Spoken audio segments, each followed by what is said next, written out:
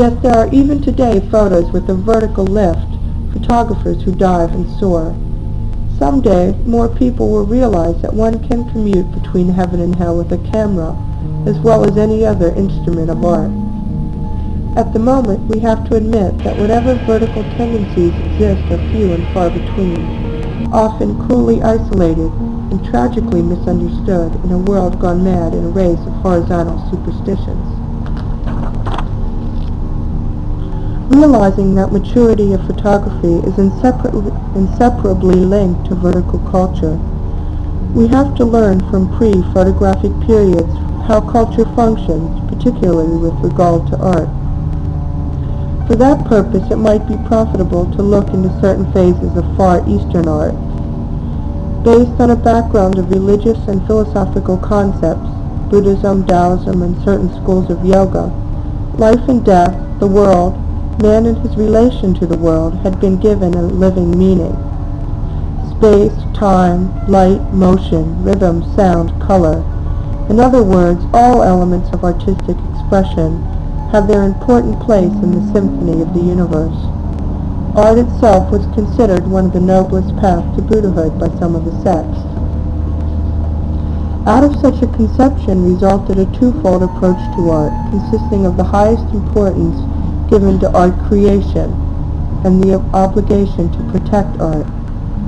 Due to lack of space, we can only indicate that many famous stories in the classic literature of China illustrate conditions which sound like utopian dreams of a distant future compared with the Neanderthal logic with which we are trying to club our art situation into submission. Visual discipline. Even more embarrassing is a comparison of the barbaric slapstick method with which we are attempting to cram our artistic mass production down a reluctant public's throat with the sensitive logic of art presentation in the Far Eastern past.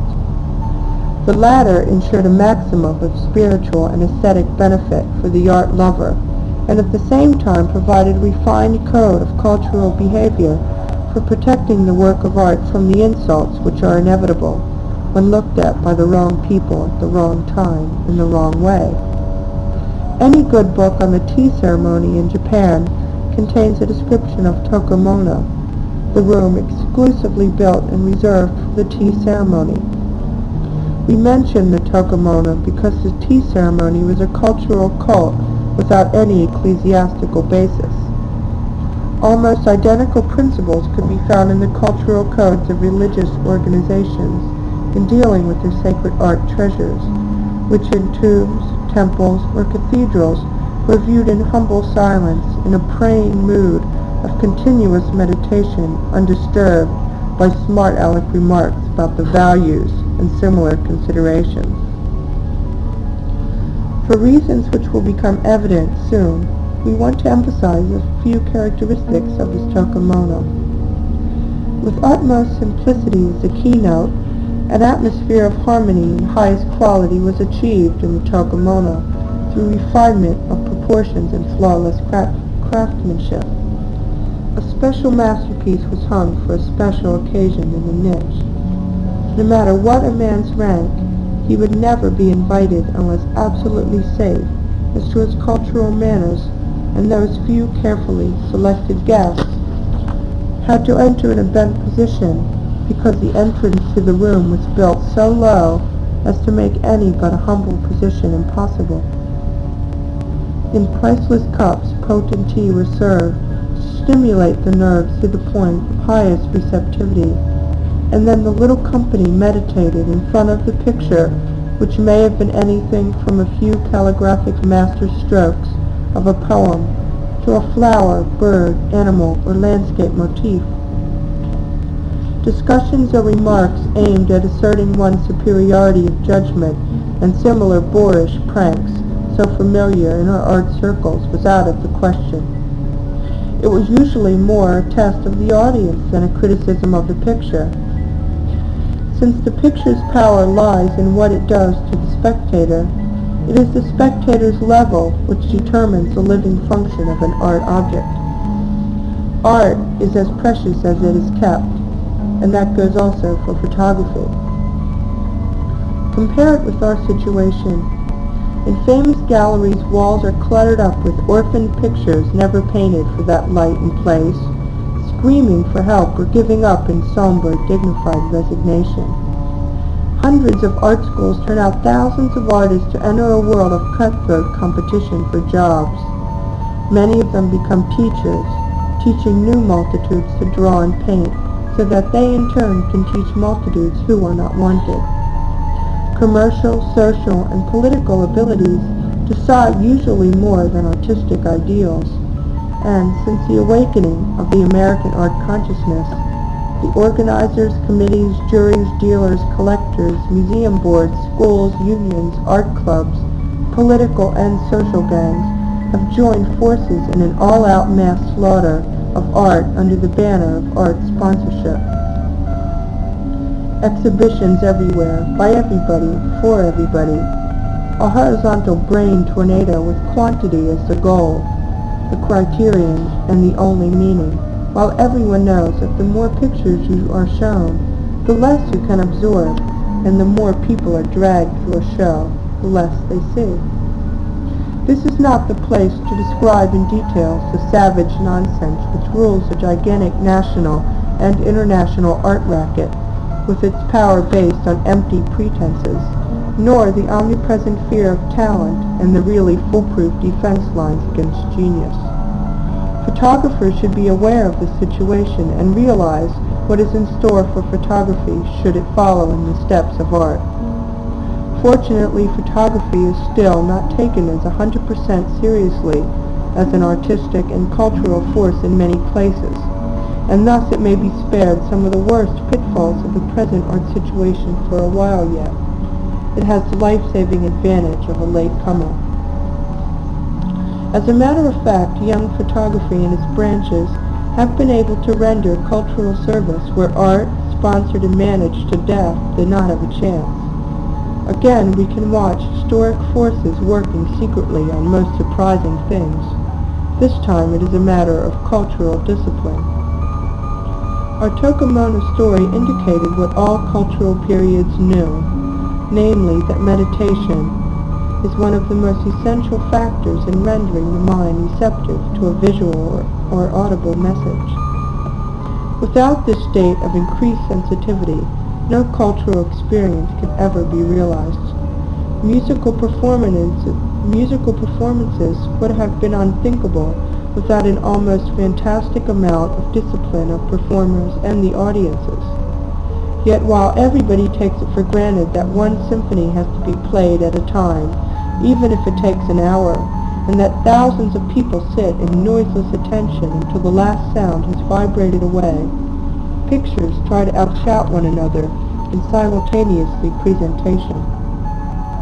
I found that standing silently in front of a picture was taken as a personal insult by the artist, the collector, or whoever visited a studio or gallery with me. A refusal to join in criticism in front of a picture leads almost to open hostility. It would be embarrassing to mention some of the names of the art world to whom such barbarism seems indispensable. There is very little to be hoped for as long as artists and critics have to mind what the boys in the back room will have. Projecting and presenting pictures. However, photographic projection has accomplished veritable miracles along lines of visual discipline. Imagine those millions who, in groups of hundreds or thousands, sit silently, almost motionless for hours in dark rooms concentrating on screen performances. True, the screen offerings themselves are with rare exceptions far removed from even a suspicion of vertical qualities. Still, regardless of the cultural crimes committed by the commercial film industry, there is something real about the way people try to snatch an illusion of life experience for themselves out of shadow figures, enough to carry away for moments of dreaming. While all this may be subject to discussion, it is undoubtedly true that in the process of regular consumption of questionable intellectual food, the public has undergone a rigid training in mass discipline, as no one would have dared to believe possible.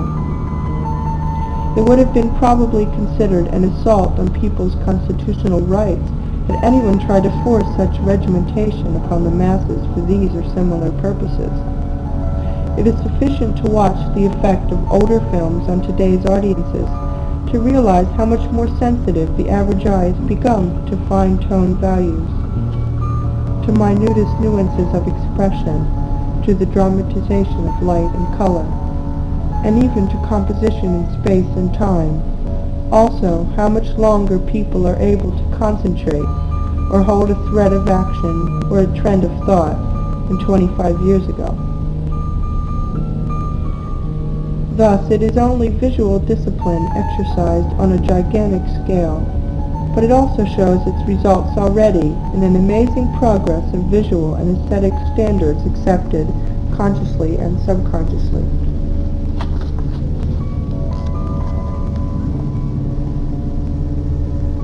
To a lesser degree, the same is true of still projection.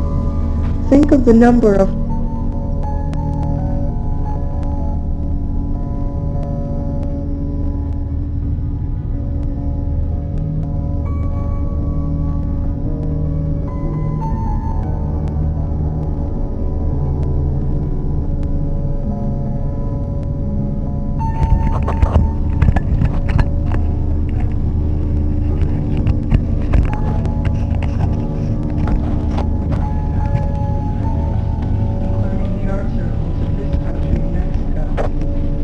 In the United States, it went parallel with the American scene movement.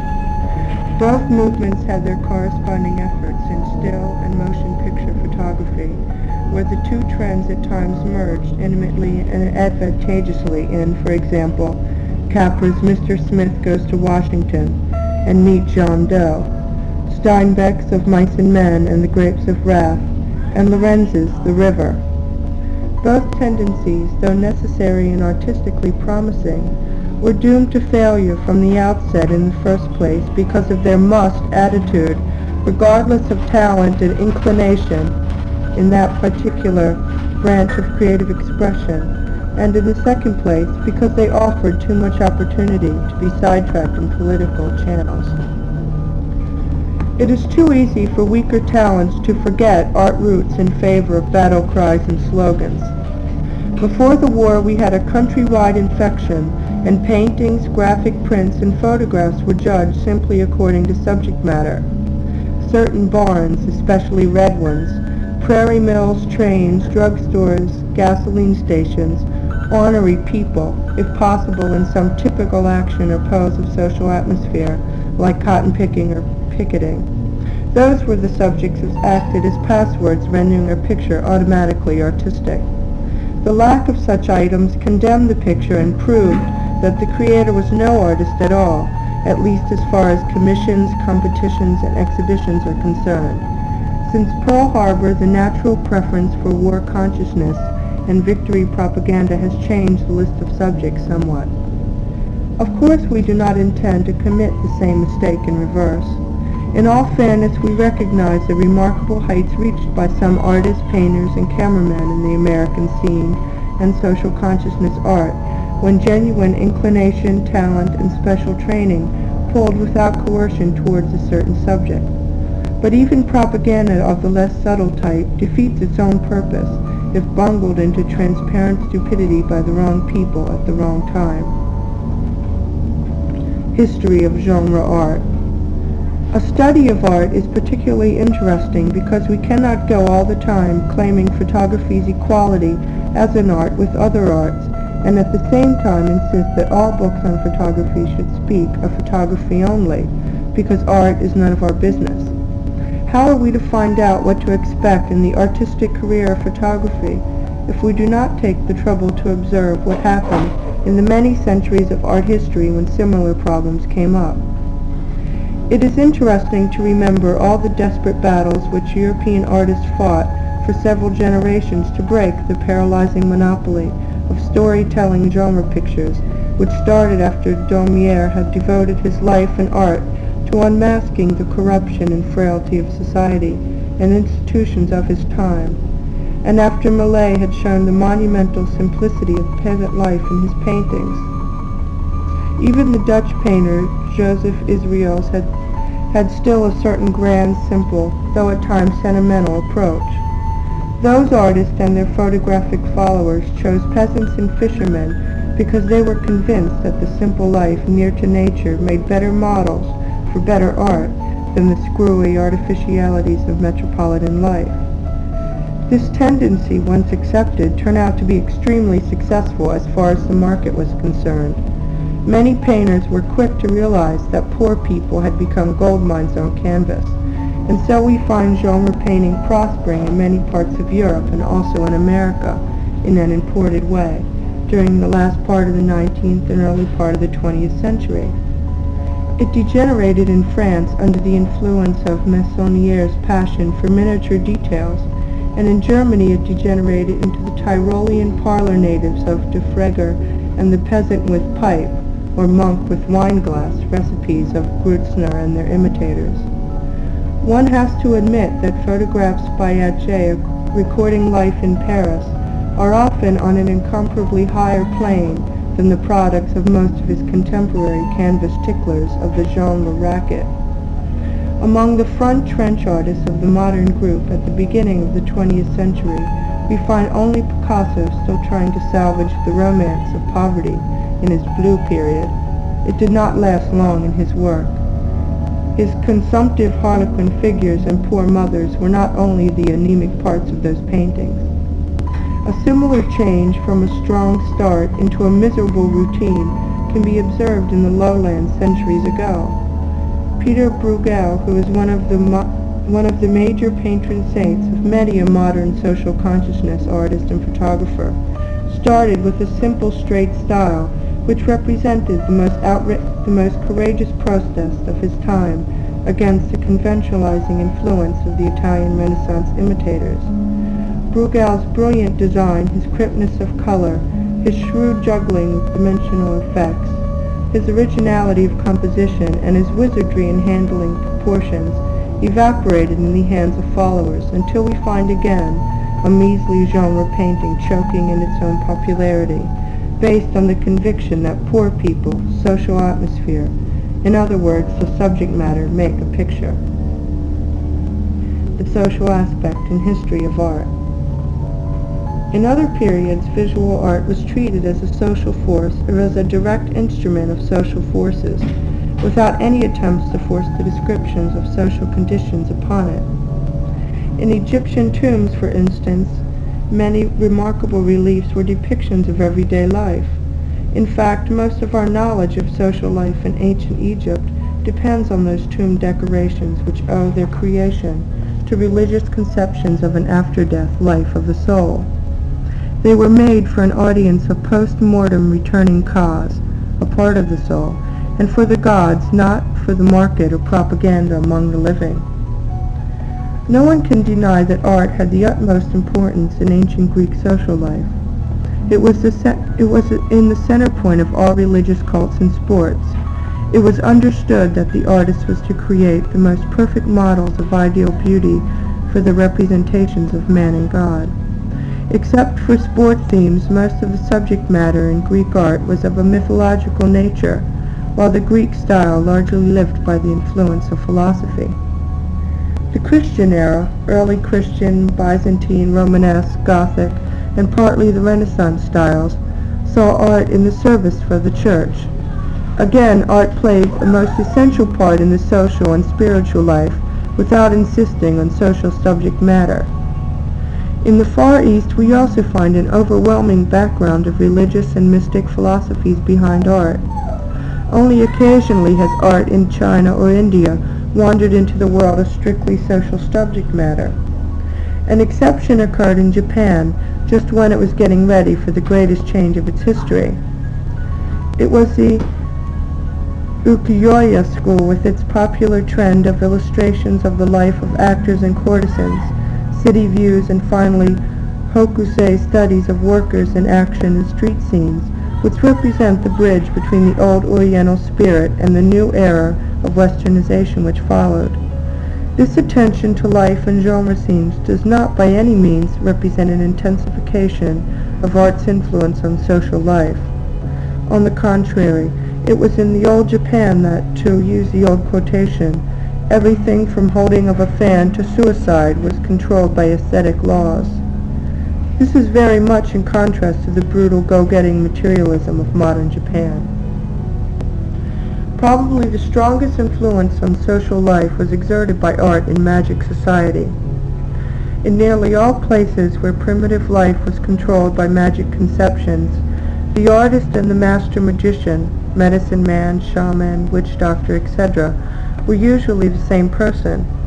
The statue of a demon was not judged by its decorative or aesthetic virtues, but only by its ability to produce rain, heal the sick, and perform other magic, just as photos and paintings and advertising art today are judged, not by aesthetic standards, but mainly by the increase of sales which they produce. Magic art never bothered about a representation of social themes, yet it was at the top of the structure of social life itself. Social aspect of photography. A glimpse into the relation between society and art in the past is necessarily fragmentary. It is sufficient, however, to serve as a compass where the history of photography is far too young to function as a guide. Much confusion can be avoided if we keep those fundamental lessons in mind. Photography, like the other arts, has a social aspect which varies in intensity.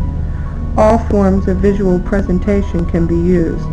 1. To record social conditions, such as documentary. 2. To carry social ideas, such as propaganda. 3. To be a visual expression of society, as in through language. And 4. To be a creative force in social life, using cultural aspects. The more an art stays within the limitations of descriptive recording or social and political propaganda, and is depending on themes of a social or political character, the more it works in an indirect way. The greater the creative independence and its connection with the ruling spiritual orientation of a period, the more profound can its direct social power be. It does not take much to see that by adorning new housing projects for workers with photomurals of factory views and industrial labor, and presenting to the people at every opportunity the very things they have and all the time suffer from, you don't make the same impression as when you give them what they don't have, what they dream about. The widespread superstitious belief in realistic presentation as a cure-all defeats itself in time. Accurate facts mean astonishing little to living people. Sometimes the most illogical concoctions can have more reality if they answer emotional subconscious needs. That explains the enigma of popularity in the arts. Cimabue's Madonna carried through Florence in a triumphal procession, the erection of Michelangelo's David, Verrocchio's Colleone, Leonardo's Mona Lisa and Last Supper, Raphael's Sistine Madonna, Durer's Munich self-portrait, and so on to Van Gogh's Sunflowers. In architecture there are examples from the pyramids, the Taj Mahal, and the cathedrals to Rockefeller Center. These works of art had a grip on people's imaginations and affections not always proportionate to their artistic level. On the other hand, millions of mothers with their babies have been photographed, yet none achieve the popularity of some Madonnas or even of Whistler's mother. Once in a while a photo like the smiling cat or the Chinese baby among ruins holds the limelight for a short time. While technical improvements keep on fascinating us and facts are often extremely interesting, we cannot feed heart and soul on efficiency. Only drawn or animated cartoons seem to have the ability to touch some ageless hidden spot in human nature, some subconscious longing or secret mythology. It is interesting that photography has done little in this field except in motion picture cartoons, where Disney brings to life fairy tales and myths, Snow White, Pegasus, and Mickey Mouse. Cultural aspects. The great social problem today and in the near future will be the question of how to awaken photography to a cultural need. That is, to a status which will make it fit to become a full-fledged instrument of culture. From the sociological point of view, it would seem that every period, every society or social unit has a culture or cultures of different kinds and degrees. However, for purposes of understanding art and what we call historical cultures, it seems advisable to make more drastic distinctions. Since our vocabulary is as poor as our general understanding of such subjects, we are often forced to use the same words for very different phenomena. We can agree, though, to separate in this article the use of the two terms culture and civilization. It might be useful to reserve the term civilization for refinement of equipment, complexity of organization, standard of living, machine civilization, etc., which keeps it in the realm of practical material considerations. The word culture we shall reserve for matters of spiritual, mental, artistic life. It can be seen at once that civilization deals with or is based on measurable, definable, so-called facts. You can find out the size of a population, the ratio between the masculine and feminine population, the number of tons of food, income, taxes per capita, etc. When we come to culture, we are unable to discuss it in terms of measurable, definable quantities. Any attempt to define culture is necessarily futile, because culture and definition are two phenomena belonging to two worlds of entirely different dimensionality, which will be dealt with more in the later articles on dimensions and on evolution of visual consciousness. Since we have to talk about it somehow, you might try the photographic procedure and start with the negative. That is, approach it by way of elimination. When we speak of culture, we do not mean refinement of equipment, refinement of behavior, good manners, wealth, big business, social improvements, standard of living, culture, physical culture, chivalry. Nor do we mean any kind of economic, political, hygienic, military, or technical efficiency. Art, science, and education, generally speaking, are also not culture.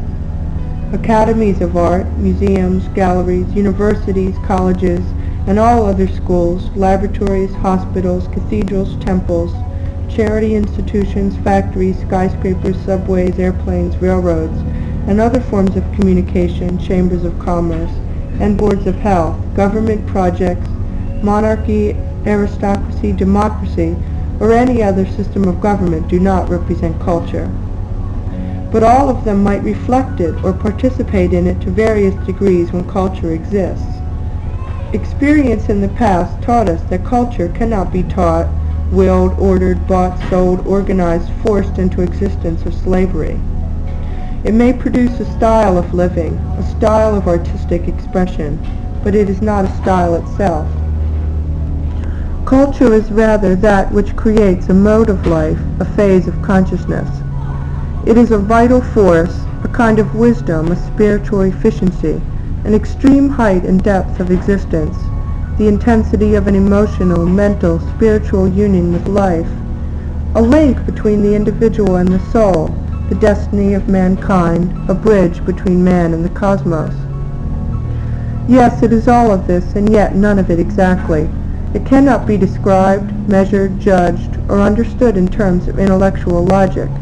It can only be lived when it is present, or not lived when it is absent. Like love, it is or it isn't. It is like the famous Tao, of which the Chinese sage Lao Tzu said when more than 2,000 years ago, "The Tao which you can see, name, describe, or define is not the Tao." Culture is a creative phenomenon and can be approached only creatively. It is the genius of society.